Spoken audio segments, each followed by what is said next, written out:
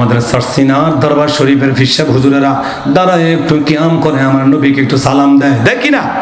আবার সরমনার হুজুররা করেন, এটা ওনাদের ব্যাপার। তাই বলে দেখছেন নি কোনোদিন সরমনার সারসিনার হুজুররা মারামারি করছেন? কি করছেনি? বরং তো সরমনার হুজুরারও সারসিনার দরবার শরীফের মধ্যে এসেছে। কত সুন্দর এদের মোলাকাত, কত সুন্দর মুসাহাফা, মেহমানদারি আপ্যায়ন। কথা বলেন ঠিক কিনা? এটা তো হলো নিয়ম। আর কয়েকদিন আগে সরমনা ফিসাব হুজুর বলছে, যারা গিয়া নবী সালাম আলাইকা কইয়া দাঁড়ায়, তোমরা একেবারে ডাইরেক্ট ভাবে এদেরকে খারাপ মনে করিও না, এটা তার ব্যক্তিগত ব্যাপার। আমরা করি না, এটা ভিন্ন হিসাব, কিন্তু যারা করে একেবারে খারাপ মন্তব্য করিও না। বলছে না হুজুরে? আপনি ইউটিউবের মধ্যে সার্চ দেন, এখনো পাইবেন। তাহলে যারা ভালো ব্যক্তি তাদের চিন্তা চেতনাটা কেমন? যারা করে করো, খারাপ মন্তব্য করিও না।